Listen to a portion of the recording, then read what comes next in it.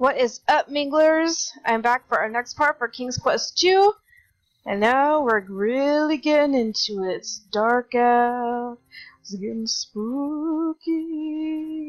We got the music going. We're hearing the church bells in the distance. Definitely getting that skin-crawling feeling. We know something's about to go down.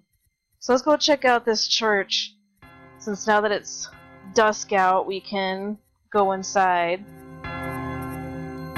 Finding the door unlocked and unbarred, you enter the church. Okay.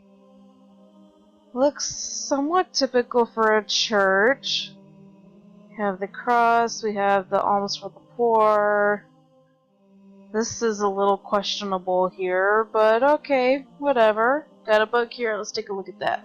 You look over the Bible, which appears to be many decades old. You open it and find that an otherwise blank page at the front has been written on. It is dated over 20 years ago. To all those who have heard the word, we are the chosen few, blessed by the spirits of the wild. Destined for greatness, concealed by the cloth, there is but one challenge you must overcome before our future can be set in stone. The simple people of Kolyma cling still to the memory of their former ruler. Even now, years after his fate's dark turn, they retain their hope that he will not forsake them.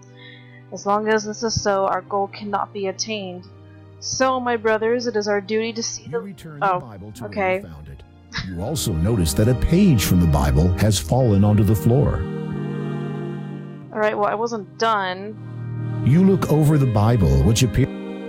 As I was saying, so, my brothers, it is our duty to see the land cleansed of its blight. Do not fear our enemy. Our faith, purpose, and power will guide us to the future we were promised. A path has been found to him. O brothers, let him hear the warning howls. The cloth will be lifted for all time, and our songs will echo the end of him, his influence, and his family. Our time is at hand. Lowolf. You return the Bible to where you found it. You pick up the fallen page and read it. The words appear to have been written recently. Seconds swift were wisely spent, searching everywhere we went. Okay, so if you remember way back in the first video when we first started this game, and we were talking to Possum, and she had mentioned that this man had come out of the forest, and he was scribbling something down in a notebook. Well, this sheet here is what that was. This is very important.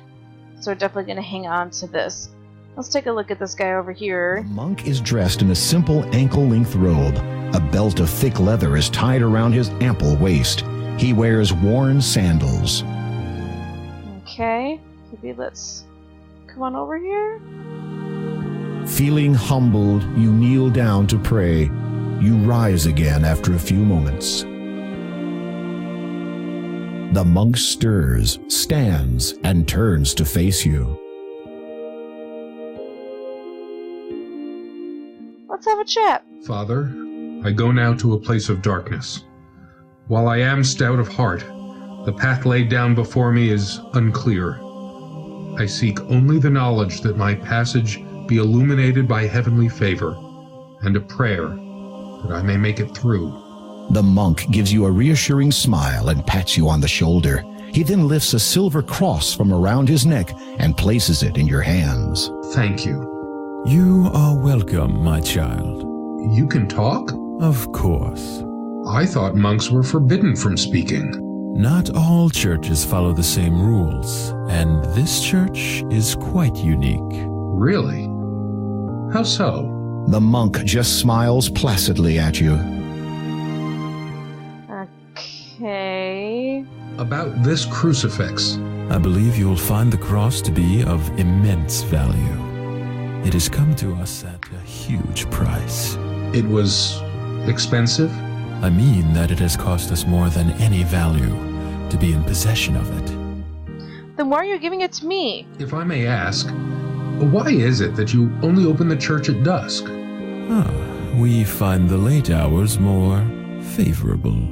Surely then you would not have many in your congregation. Yes, that is true. That's the way they like it. What do you know of the Count? Only that he is a heathen. a blasphemer. You serve God well by going there, my child. Bless you. The monk smiles at you, turns back to the altar, kneels, and resumes his prayers. So I can't talk to The you? monk is in deep prayer and does not respond to your words. Okay, so this guy's being really cryptic. Obviously this is not just a normal church. If you haven't figured it out by now, it's about to be smushed in your face what's going on here. What? Oop, sorry, I didn't mean to skip past that.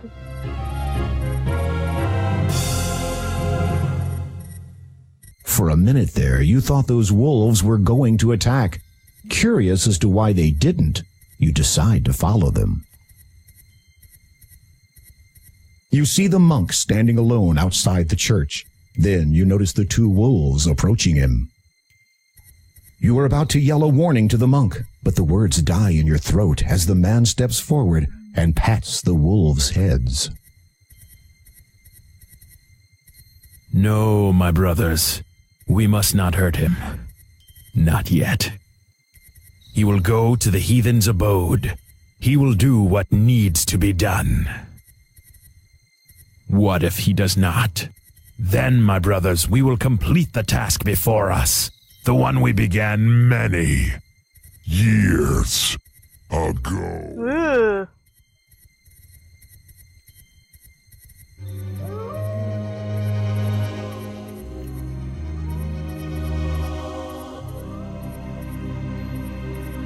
You quickly move away from the church, your heart racing faster with every step.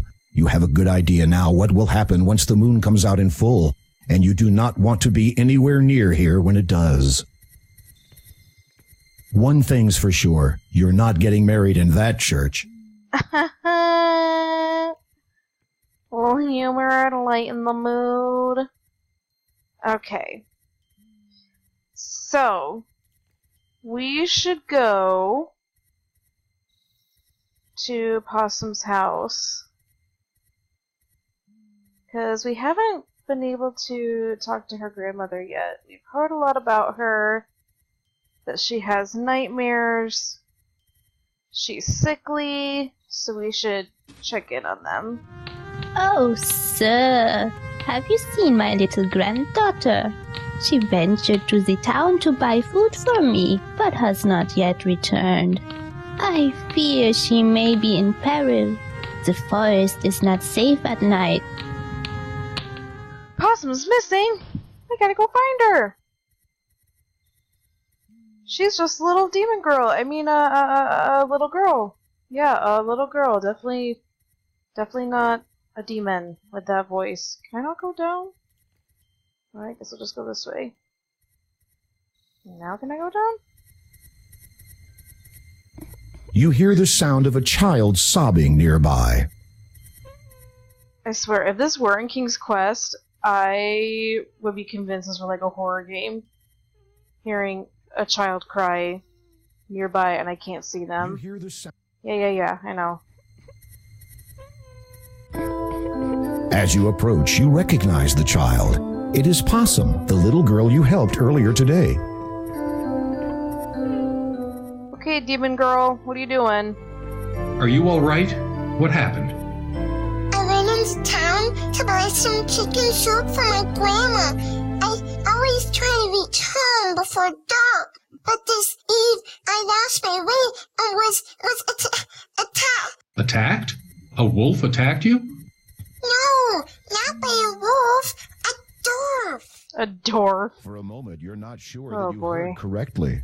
A dwarf, did you say? Uh-huh. He jumped out at me, took my food, and then ran away. Listen, I'm going to try to find this dwarf that you say stole your food. You get back to your grandma, understand? Possum nods, says a soft thank you, and heads back home. So this dwarf is now attacking my friends. Oh, heck no! Hex to the no! I don't think so. We gonna take care of this. Treehouse door and wait a moment, but get no response. We gonna take care of this. You watch as a little man runs out of the door, which has been built into a tree. You surmise that you have found the culprit's home. The vague aroma of chicken soup confirms it. That fiend. Operation Soup is a go. Finding the door ajar, you cautiously open it and step inside the tree. Go, go, go, go, go! Go, go, go! Okay, first, chest. Always check the chest. Upon opening the trunk, you find a number of items that the dwarf has obviously stolen and stashed away. Among them are some gold coins. They display the distinctive face of the first king. They could only have come from the magic chest of Daventry. Yeah, so this is the dwarf from Daventry. The one from Game 1. Okay, grab the soup. You grab the handle of the bubbling pot of chicken soup. You take it with you. Go, go, go! Before he comes back.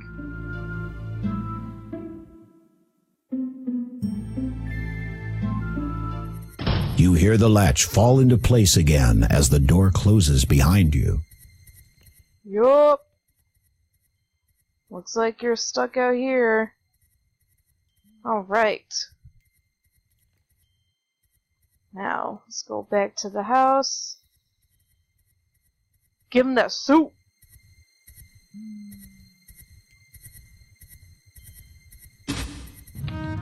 Welcome. Come in, please. Possum told me to expect you. Yeah, since it's now the second time I've just walked into your house without knocking. The little girl is sound asleep. Do not wake her. There's no place. You place the now cold chicken soup over the crackling fire once more. After it heats up to eating temperature, you remove it again. Hey, Grandma! Here's your soup! You offer the soup to Possum's grandma, introduce yourself, and wait courteously while the frail elderly lady eats the nourishing meal. When she is finished, she sets the empty bowl down elsewhere and turns her attention towards you. Oh, jeez. Awkward. Tension's on me now. If you would like to speak with me for a while, I would welcome your company. A person should never turn away a visitor, especially when she reaches the twilight of her life. You can't help but feel a sense of finality in the old woman's words. You must have something in return for your kindness. You do not need to risk your safety for an old, worn-out woman like myself. Look under the bed. You should find something to keep you a little warmer on a cold night like this. This better not be a trap, lady. Not interested. You're under the bed and find a thick black cloak. Lying atop it is a beautiful ruby-encrusted ring. You pick both up with reverence. I could not possibly take these fine things from you. Oh, please. I want you to have them. Nights in Kolima are cold, believe me. As for the ring, well, perhaps it is better that I do not have it to remind me. As you wish. Let's put this baby on. You are now wearing the beautiful ruby ring. Oh, yeah. What's that cloak? Oh, I'm gonna look so good in this. With a flourish, you fling the black cloak around your neck and fasten it. Dang! I look good. Look at this. Look at how it billows behind me when I walk. Look at this bad mofo. Alright, let me keep talking to you. You have a charming young granddaughter. Grandma smiles at you graciously. She is a treasure to me. I would do anything to ensure that no harm comes to her. If I may inquire, what became of her parents? Grandma frowns, and her eyes darken for a moment before she forces a melancholy smile to her face. They were lost to us many years ago. I am afraid dear Possum never really knew her parents. It must have been a daunting task raising a child by yourself, especially at your At my age? Smooth. I am certainly not as young as I used to be, and there is no shame in that.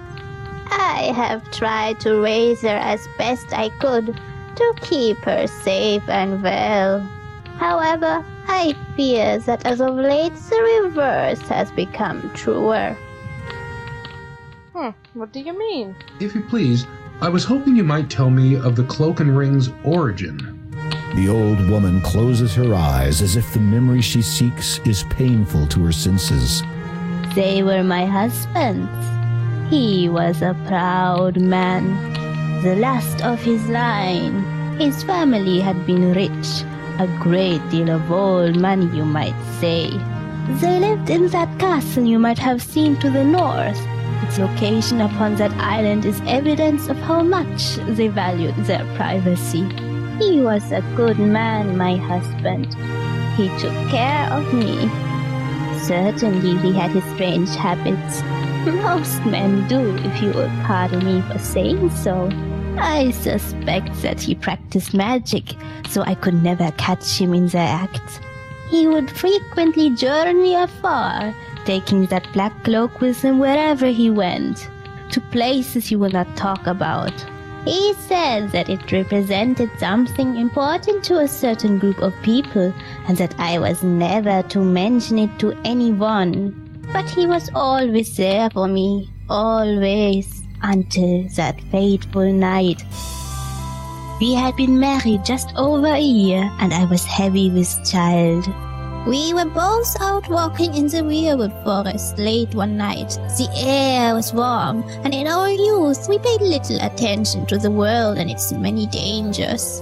Besides, there was a full moon. We could see clearly enough. A shadow passed over us. We looked up, thinking it might have been a stray cloud. It was not. Descending upon us like a demon was the largest, most hideous bat I had ever seen. Its fangs were bared, and it dove straight for me. I must have screamed. My husband flung himself in front of me to protect me.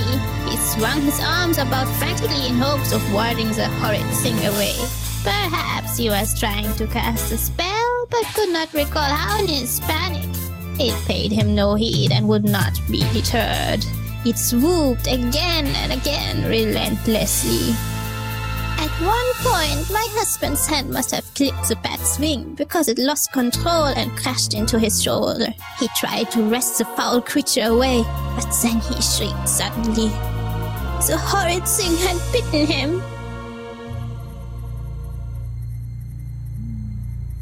He never did recover from that incident. He just faded with each passing hour.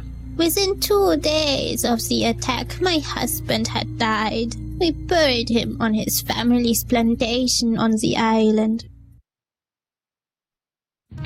Sometimes when I sleep, I can feel him watching over me, guarding me, protecting me. I think he is waiting for my time to come so we can be together always. The old lady seems to be dozing off. You can barely hear her final words. I miss him so. Telling the story has clearly taken a great deal out of her. You watch the old woman a moment and notice her labored breathing as she sleeps. Despite the little girl's tireless daily efforts, perhaps there's nothing more to be done. Well, that's very sad. But we got a lot of really good information from that, including some foreshadowing with what she mentioned about this group of people that her husband would take this cloak with him to go see. Sister Agatha, my dear, tell me you have good news. The king has arrived in Kalima, father. That is not what I meant. Yes. Well, he appears to be quite resourceful. It seems his reputation was not totally exaggerated. He's still alive? For now, but that will change soon, I think. The king has discovered that one of the gems he seeks is in the possession of a colleague of ours. Do you remember Kaldor? Yes. Is he still trustworthy? Totally. Still sharp, and there's no questioning his loyalty. My humblest apologies, Father, but would it not have been simpler for you to have dealt with Graham personally? Fool! Imagine the ensuing chaos where Daventry's king murdered in his own land. How then would I be able to search for the item? I see. Failure is not an option. Understood, Father. Keep me informed, preferably of good King Graham's death.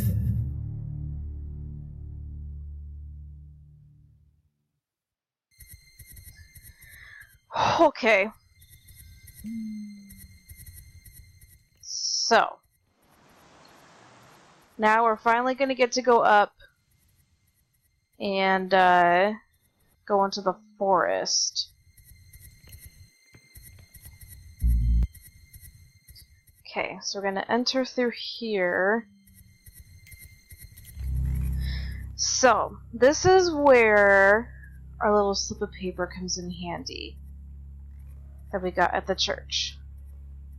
So, this guy was writing down was directions. You read the Bible page again. Seconds swift were wisely spent, searching everywhere we went. So notice that every word either starts with S, E, W, or N. In this case, I don't think there are any N's. But those are directions. So any word that starts with S means south, any word that starts with east or E is east, and any word that starts with W is west. You read the Bible page again. Let's see. Seconds swift were wisely Seconds swift were wisely spent. Seconds, go down. Seconds swift were wisely spent. What was the rest of it? Seconds swift were searching everywhere we went. Okay, searching everywhere we went. Okay, so if you do it right, you should see the castle here in the background. So that means we did it right, so we're just gonna go north. Ooh, is this Charon? The Charon? Grim Reaper coming to take you to your death? Boatman, I need passage. I said... I heard. The ghoul's voice chills you to the bone. It speaks with a deep, resonating bitterness. You cannot make out a great deal of its face, but what you can see has the hairs on the back of your neck standing on end. In life, I would row this boat for the master. Long ago was my untimely death in these waters, but still I remember many things. Laughter, tears, joy, pain. Okay. May I cross, Sir Boatman? You have come to raid the master's house. This I know, but care not about. Okay. You should be warned, though. The master is not what he once was. Never has this land known a kinder, more compassionate, and nobler ruler than he. But his fate has long since been decided. Down a dark path he now treads, and he feels naught for anyone nor anything save for one other. And even that is a rare trait for a Nosferatu. You freeze, Neither the Door of Destiny nor Neptune mention this count as being undead. If I may ask, Sir Boatman, how did this swamp come to be here? Is it natural? No. The ground you stand upon was once farming land and dwellings for the peasantry. How did it come to be like this? A score of years passed after the master died, and a great morass opened up, covering the surrounding land with slime and poisoned water. Once rich and fertile, now it is no longer. The Count has caused this? It is believed so, for why else would his own castle be spared? Ah, thank you, Sir Boatman. That's a fair point. The boatman has nothing more to say. Okay, so we're gonna take the coins that we got back from the dwarf that really belonged to Daventry, since, you know, whenever you need to pass anything with the boatman to the realm of the dead, you always have to pay him passage. The boatman accepts your payment and motions for you to climb into the boat. Gondola! Paddles across the toxic lake to the shore on the other side.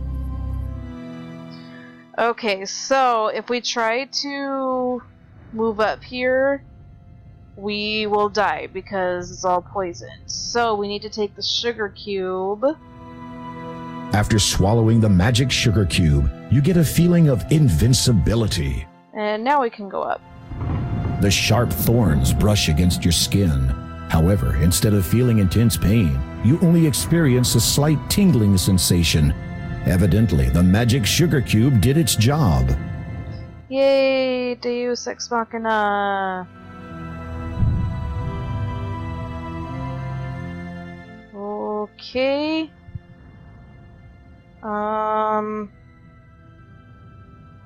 Show you my cross?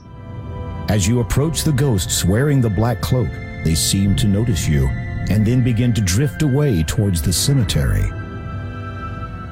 Okay, thank you. Thank you for not killing me. Having an idea, you push the crucifix into the cross-shaped keyhole.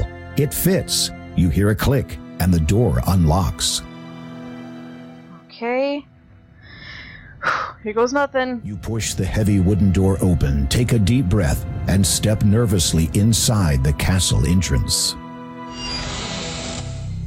The moment you enter the great hall of the castle, you begin shivering uncontrollably, and not just from the cold. This place has an air of death wherever you go. As if creeping around this huge castle was not enough, knowing full well that an undead creature resides here would unnerve even the most stout-hearted of adventurers. You feel desperate to get what you came for, and anxious to leave as quickly as possible. This is when you start to wonder if this girl in the tower is really worth all this. Especially because you don't even know her. I'd just like to point that out. Anyway, you know what, guys? I'm close to 30 minutes, and I know that things were just getting juicy and getting good, but I'm gonna have to end this video here. So thank you so much for watching. That's it from me for now. Peace out, and I will see you later.